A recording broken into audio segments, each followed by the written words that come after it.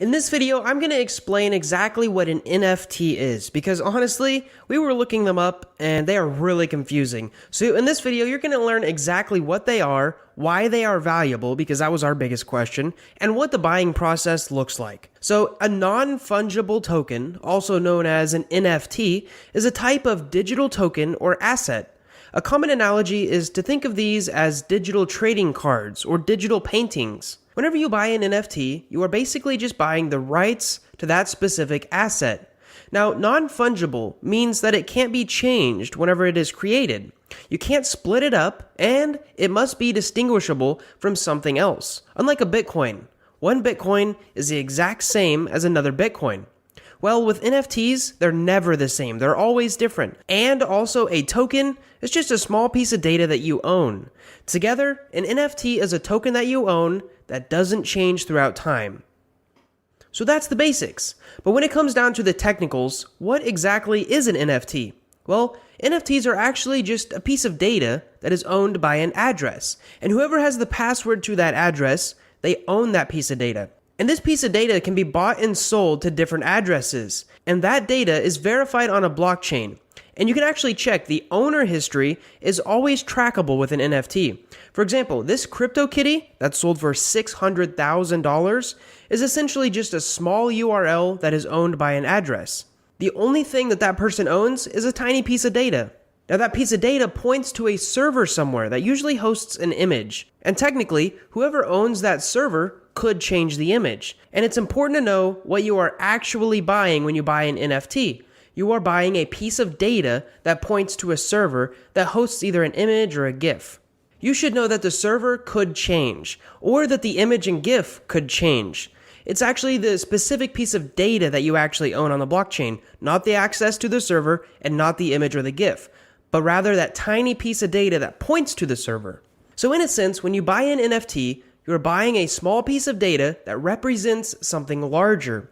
Kind of like buying a stock. You're not buying the entire company, and unless it's a dividend stock, you're not actually getting anything from it. So this brings us to the question, why would you want to buy an NFT? And there's many reasons, but right now the main reason most people are buying is because they see NFTs as collectibles in the investment category.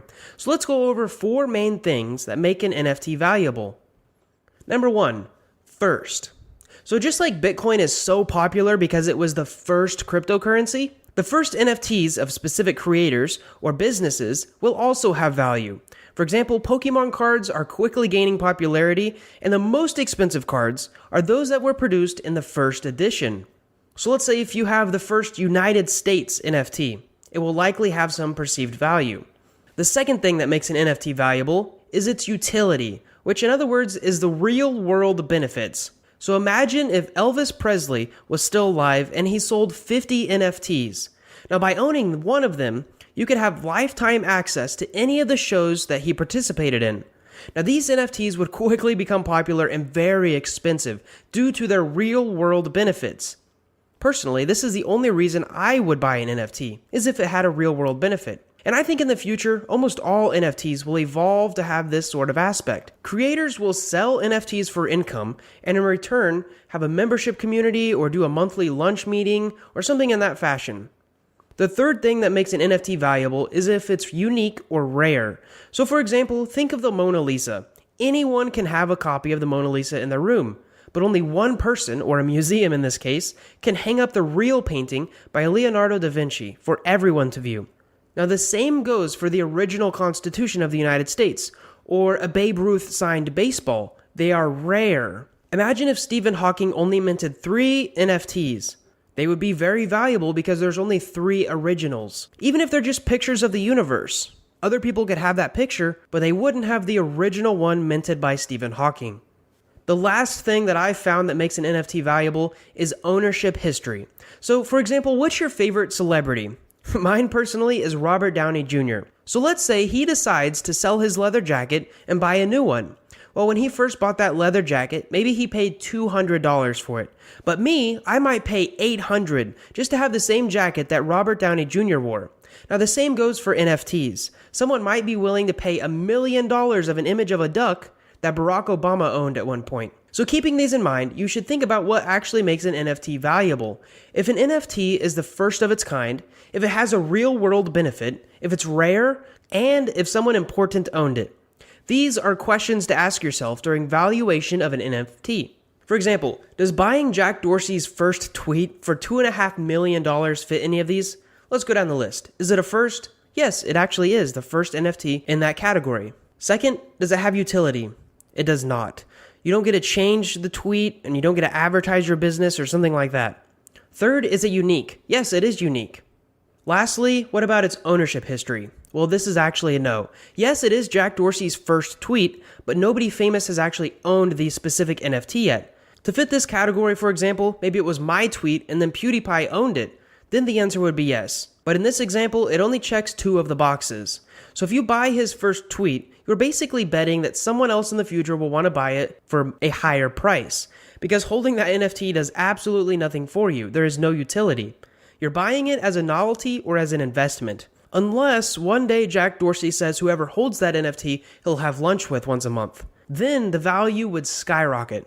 So now that we have kind of went over what they are and how they work, let's go over how popular they quickly become. Just look at this Google Trends data of searches in February and March in 2021. In fact, that's what inspired this video.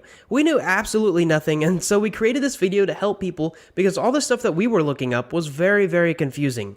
So if this video clears anything up for you, make sure to click that like button.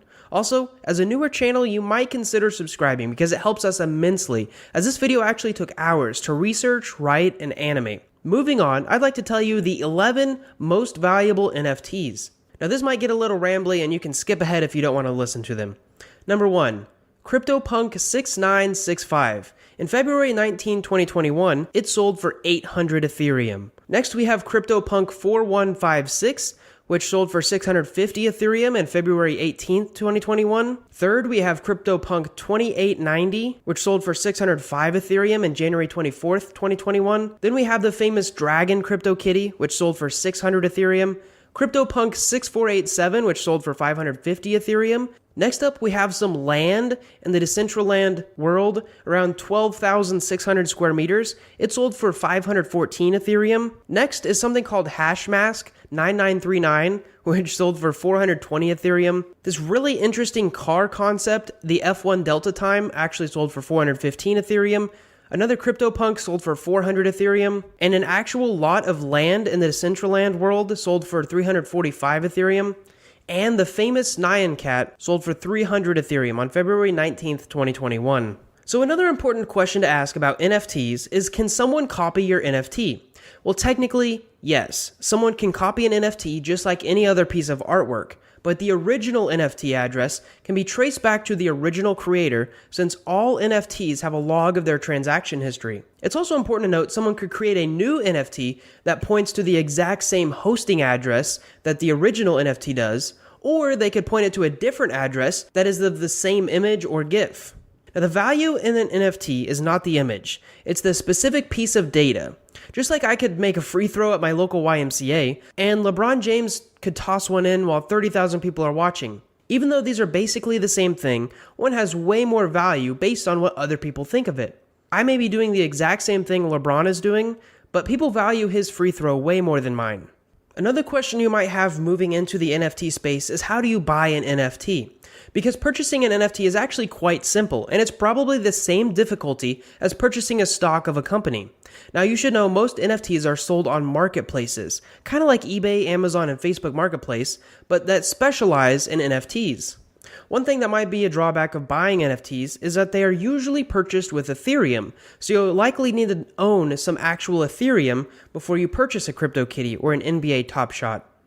Buying cryptocurrency and trading it to a wallet that you can buy an NFT usually takes some technical skill on transferring crypto, because if you do it incorrectly, you could lose all of your money in the transaction. So here are the 4 most commonly used NFT exchanges that allow you to buy and sell NFTs. app.rarible.com, niftygateway.com, OpenSea.io, and superrare.co. So whenever you go to buy an NFT, the first step is to create an account on that specific website. Step number 2 is that you'll either have to buy crypto on another exchange and then transfer it to the wallet on that exchange. You should know NFT wallets are very similar to any other cryptocurrency wallet. They usually have a public and a private key. And for those wanting the technicals, most are based on the ERC721 protocols. But I promised that I would not get too technical in this video. And then lastly, you can actually bid like an auction and pay for whatever NFT that you're attempting to buy. And if you win, that NFT will get added to your account and then stored in your wallet. Which brings us to the next question. Where do you store your NFT? Because now that you've purchased your NFT, you're probably wondering where the heck you store it. Well, you store it on a wallet. You'll want to make sure that it's safe and accessible to show your friends and other people what you've recently purchased. Now, the best way to store your NFTs is on a hardware wallet. Something along the lines of a Ledger Nano, where it can be offline and protected. But if you're wanting to keep it online, here are some online applications that host wallets for you. MetaMask.io, TrustWallet.com, and Engine.io. And if we were to go any further in on this process, it would probably take quite a bit of technical knowledge, so I'm sorry to say that's where this video ends. I hope you found it helpful, and I hope it clears up some confusion. Ending this video, please don't forget to like the video and subscribe so you get future Whiteboard Crypto videos just like this one. We promise to keep it simple for you. Thanks for watching, and we hope to see you in the next one.